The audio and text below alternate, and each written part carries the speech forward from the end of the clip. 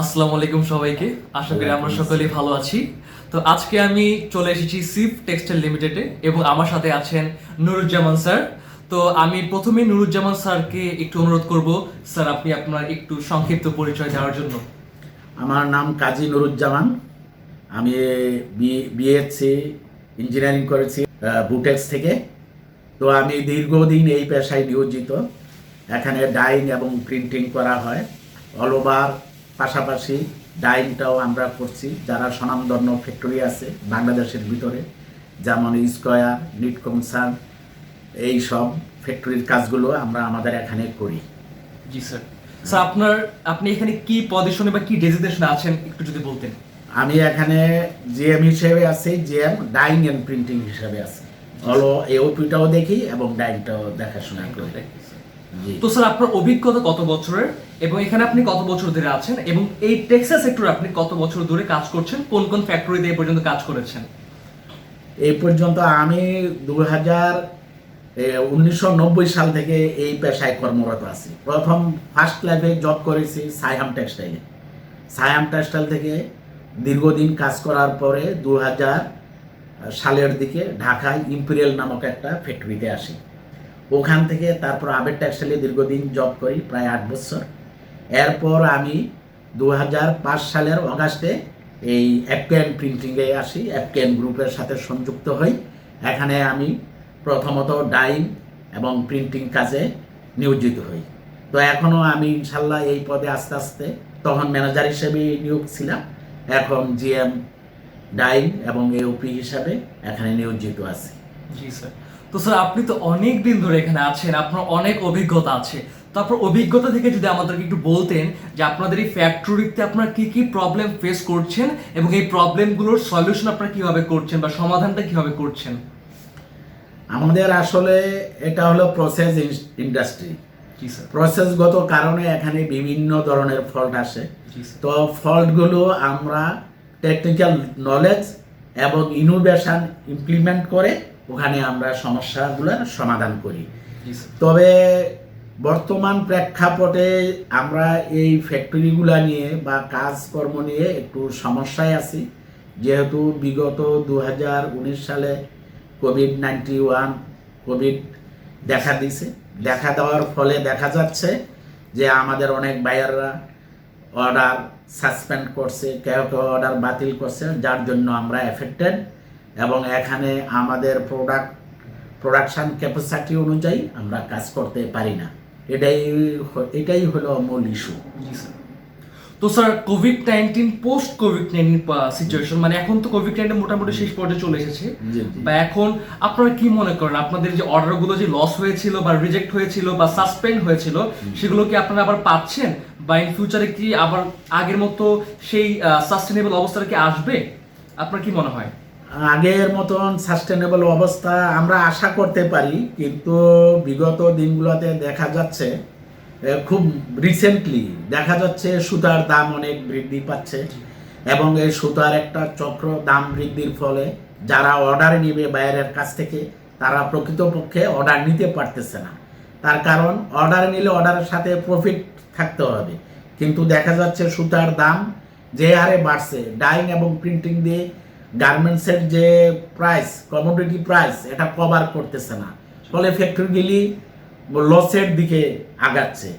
এই অবস্থার যদি সুষ্ঠু সমাধান না হয় তাহলে এই দেশে বা আমাদের কাজ আগের মতন হবে বলে মনে হচ্ছে না।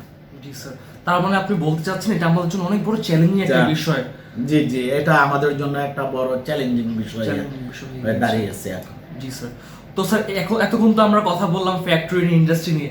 তো যেহেতু ভিউয়াররা মেইনলি স্টুডেন্টস, তো স্টুডেন্টদের ক্ষেত্রে দেখা যায় যে কমিউনিকেশন এবং নেটওয়ার্কিং এর একটা খুব গুরুত্ব থাকে, তাদের এই স্কিলটা ডেভেলপ করাটা খুব ইম্পর্টেন্ট। তো আপনি কি মনে করেন আমাদের কমিউনিকেশন বা নেটওয়ার্ক কতটা ইম্পর্টেন্ট আমাদের টেক্সটাইল সেক্টরে সাস্টেইন করতে গেলে? আসলে টেক্সটাইল ইন্ডাস্ট্রি সাস্টেইন করতে গেলে গ্লোবাল নেটওয়ার্কিং এর একটা খুব প্রয়োজন। গ্লোবাল নেটওয়ার্কিংয়ে যদি আমরা পিছিয়ে যাই তাহলে আমরা আসলে এখানে সাস্টেন করতে পারবো না, এটা একবার অবধারিত সত্য। অতএব নেটওয়ার্কিং পজিশনটা মাস্ট অপটিমাম পজিশনে থাকতে হবে। তাহলেই আমরা এখানে সাস্টেন করতে পারবো। জি। তো স্যার নেটওয়ার্কিং এবং কমিউনিকেশনের কথাটা গুরুত্বটা আমরা স্যারের কাছ থেকে জেনে নিলাম। তো স্যারের কাছ থেকে এখন আমরা জানবো ইংলিশের গুরুত্ব কতটুকু আমাদের টেক্সটাইল সেক্টরে। টেক্সটাইল সেক্টরে ইংলিশের গুরুত্ব আমাদের সব বাইরেরাই, অলমোস্ট বাইরেরাই ইংলিশে কমিউনিকেশন করে। এখানে তো বলার অপেক্ষা রাখে না যে ইংলিশ ল্যাঙ্গুয়েজ কতটুকু গুরুত্বপূর্ণ। তারা বুঝবেই ইংলিশে, তারা অর্ডার প্লেস করবে ইংলিশে, অর্ডারের বিভিন্ন কোয়ালিটি স্পেসিফিকেশন দিবে ইংলিশে। অতএব ইংলিশ ল্যাঙ্গুয়েজ মাস্ট তাদেরকে জানতে হবে। আর ইংলিশ ল্যাঙ্গুয়েজ ছাড়া তো এটা ভাবাই যায় না যে এই সেক্টরের উন্নতি কিভাবে করা যাবে, এটা তো ভাবাই যায় না। অতএব এটা মাস্ট জরুরি স্যার। তো টেক্সটাইল সেক্টরে আরেকটা বিষয় খুব জরুরি, যেটা হলো স্যার পাবলিক স্পিকিং। দেখা যায় কি স্যার, স্টুডেন্টরা কথা বলতে পারে না যখন এমপ্লয়ি হিসেবে থাকে। তো দেখা যায় গ্রুপ অফ পিপলকে স্যার তারা ডিরেকশন দিতে পারে না, কথা বলতে পারে না, বা একটা প্রবলেম হলে সেটা তার বসকে ঠিক মতো বলতে পারে না যে কি প্রবলেম হচ্ছে। তো এগুলো উত্তরণের জন্য আমাদের কি করা উচিত, বা স্টুডেন্ট লাইফে কি আমাদের এগুলো শেখা উচিত? অবশ্যই স্টুডেন্ট লাইফে আমরা ফ্যাক্টরি চালানোর সময় অনেক ধরনের প্রবলেম, অনেক ধরনের অ্যাডেড প্রবলেম আসে। কিছু আসে লেবার প্রবলেম থেকে, লেবারদের কাছ থেকে, কিছু আসে পারিশ্রমিক পরিবেশের কাছ থেকে, কিছু আছে পলিটিক্যাল ইস্যু। তো এইগুলো সলভ করার জন্য যথেষ্ট জ্ঞান বুদ্ধি এবং স্পিকিং পাওয়ার থাকতে হবে। এখানে দক্ষতা শুধু আমি টেকনোলজিতে ভালো কিন্তু আমার অন্যান্য দক্ষতা নাই, তাহলে ফ্যাক্টরি পরিচালনা করা সম্ভব না। এখানে সব মিলিয়ে ফ্যাক্টরি পরিচালনা করা দরকার। অতএব প্রত্যেকটা টেক্সটাইল স্টুডেন্টের এই দক্ষতাগুলি অর্জন করা জরুরি। আরেকটা বিষয় আমরা সবসময় শুনে থাকি বা অনেকে মনে করে, সেটা হলো যে টেক্সটাইল সেক্টরে 24/7, ইট মিনস সব সময় শুধু কাজের উপর থাকতে হয়। তো এটা কতটা সত্য আপনি মনে করেন? না, কাজ তো করতেই হবে, কাজের পরে বিনোদনেরও ব্যবস্থা আছে এবং এখানে কাজের মাধ্যমে একটা আনন্দের ব্যবস্থা আছে। সাপোজ মনে করেন একটা এওপি নতুন ডিজাইন আসলো, কেউ কোথাও পারতেছে না, এখন আমরা এই নতুন কাজটা সুন্দর মতন মিলিয়ে দিলাম এবং ওয়ান শটে অ্যাপ্রুভেল পাইলাম, এবং ওয়ান শটে যখন অ্যাপ্রুভেল পেয়ে গেলাম তখন আমাদের একটা মনে প্রশান্তি যে না এটা হয়ে গেছে।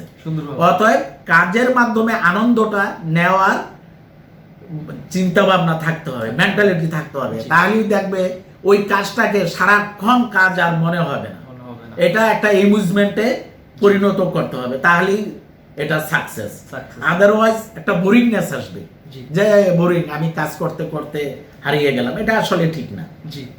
তো স্যার যেটা বললো এটা কিন্তু আসলে সত্য। যদি আমার একটা কাজ টেক্সটাইলে যদি আমি থাকতে চাই, তাহলে এটার প্রতি আমার ভালোবাসা থাকতে হবে, আমার ইন্টারেস্ট থাকতে হবে, এবং কাজের সাথে নিজেকে বিনোদনটা খুঁজে নিজেকেই বের করতে হবে। আমি যদি মনে করি না এটা কাজটা আমার ভালো লাগছে না বা সারাক্ষণ কাজ করতে হয়, তাহলে কিন্তু আমি বোরিং হয়ে যাবো। স্যার যেটা বললেন, বোরিং হয়ে যাবো, আমার কিন্তু কাজে ভালো লাগবে না, আমার কাজের ইফিসিয়েন্সি কমে যাবে, কাজের প্রোডাক্টিভিটিও কমে যাবে।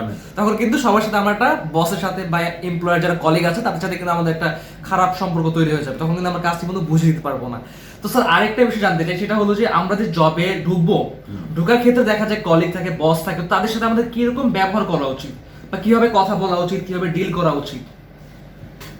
এটা আসলে যারা এখানে ঢুকবে নতুন জব করতে আসছে যারা, এখন যারা এখানে পুরানো আছে তাদের মেন্টালিটি এবং যারা নতুন আসবে তাদের মেন্টালিটি সব অ্যাকসেপ্টেবল হইতে হবে। অ্যাকসেপ্টেবল মেন্টালিটিতে কাজ করলে বস একটা কাজ মানে পারে নাই, একটু উল্টা বা একরকম না করে অন্যভাবে করছে, এর জন্য একটু তিরস্কার করলে তুমি এটা এইভাবে করেছো কেন, এইভাবে করলে ভালো হতো, সেটা নেওয়ার অ্যাকসেপ্টেন্সিটা থাকতে হবে। এই অ্যাকসেপ্টেন্সির উপর নির্ভর করে গুড ওয়ার্ক এবং ব্যাড ওয়ার্ক। এখন একটা কাজ খুব সুন্দর মতন যারা এখানে সিনিয়র থাকবে তাদের যে মেন্টালিটি বা তাদের যে এটাকে বলা হয় নলেজ, আর যারা নিউ কামার আসবে তাদের নলেজ, এই দুই নলেজের ভিত্তিতে যদি কাজটা করা হয় তাহলে এটা হবে গুড কোয়ালিটির কাজ। আর যদি শুধু বস বলল যে না আমি আগের ধ্যান ধারণার পক্ষ থেকে এই কাজটা এইভাবে করলাম, এইভাবেই কাজটা করতে হবে, সেই ধারণা নিয়ে বসে থাকলে হবে না। এখন নিত্য নতুন টেকনোলজি এবং নিত্য নতুন টেকনোলজির ইমপ্লিমেন্টেশন এগুলির উপর নির্ভর করে আমাদের আগাতে হবে। এবং যারা নতুন আসবে তাদের উচিত পুরানো টেকনোলজিগুলা বা পুরানো প্রসেসগুলা অ্যাডপ্টেশনের পাশাপাশি নতুন কিছু এখানে ইমপ্লিমেন্ট করা এবং বসদেরকে বোঝানো যে স্যার এটা এইভাবে করলে সুবিধা, এইভাবে না করলে অসুবিধা। বা এই আমরা তো টেক্সটাইল সেক্টরের প্রত্যেকটা ক্ষেত্রেই অ্যাডভান্টেজ এবং ডিসঅ্যাডভান্টেজ এই দুটা জিনিস পরে আসতেছি। তখন দেখবো আমরা অ্যাডভান্টেজ বেশি না ডিসঅ্যাডভান্টেজ বেশি। আমরা যেখানে অ্যাডভান্টেজ সেদিকে আমরা অগ্রসর হব এবং এইভাবেই গুড ওয়ার্ক সম্ভব। জি স্যার।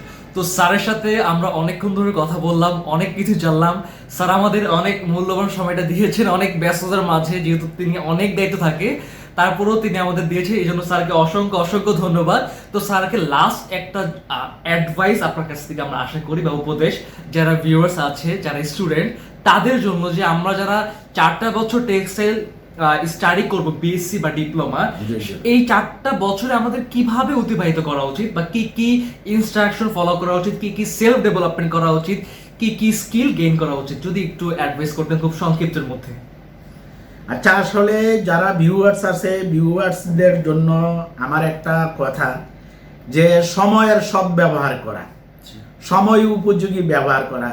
তোমাদের এখন সময়টা হলো শিক্ষা, টেকনোলজি শিক্ষা, আর এই শিক্ষা জীবনেই শিক্ষার প্রকৃত সময়। এই সময়টা শেষ করে দিলে জবে আসলে আর ওই পরিপূর্ণভাবে শিক্ষাটা হয় না। তখন শুধু জবের যেগুলো প্রয়োজন, যেমন আমি বলবো, যেমন আমরা ডাইং প্রিন্টিংয়ে আসতেছি, ডাইং প্রিন্টিংয়ে জব আরম্ভ করেছি, ডাইং প্রিন্টিংয়ে এখন সব বা ডাইং প্রিন্টিংয়ের সাথে আমরা জড়িত। আমরা এর পাশাপাশি যে স্পিনিং আছে বা ইয়াং ম্যানুফ্যাকচারিং আছে, ওই টেকনোলজিগুলি কিন্তু অ্যাডপ্ট হয়, কিন্তু খুব কম অ্যাডপ্ট হয়। কিন্তু এখন স্টুডেন্টদের উচিত যে পরিপূর্ণভাবে টেকনোলজিগুলি আয়ত্ত করা, টেকনোলজিগুলি আয়ত্ত করে এবং এগুলোর পাশাপাশি অন্যান্য স্কিল, যেমন নিজেকে তৈরি করা, সেলফ ডেভেলপমেন্ট, তারপরে স্পিকিং পাওয়ার, ল্যাঙ্গুয়েজ পাওয়ার, এগুলা ডেভেলপ করা একান্ত উচিত। তো ধন্যবাদ সবাইকে। তো স্যার আপনাকে একটু অনুরোধ করবো, যারা ভিউয়ার্স আছে তাদেরকে ধন্যবাদ দিয়ে প্রোগ্রাম শেষ করে দেওয়ার জন্য। যারা এখানে ভিউয়ার্স আছেন প্রত্যেককে আমার ধন্যবাদ। আপনারা যারা স্টুডেন্টদের জন্য যারা অ্যাকসেপ্টেবল পরিবেশ সৃষ্টি করে তাদেরকে প্রকৃত টেকনোলজিটা শিখাবেন।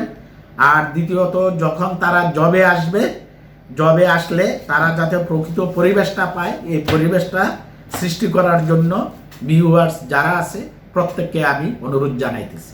এই বলে আমি সবাইকে ধন্যবাদ জানাইতেছি। আসসালামু আলাইকুম সবাইকে। আশা করি আপনারা এই ভিডিও থেকে কিছু না কিছু শিখতে পেরেছেন। ধন্যবাদ।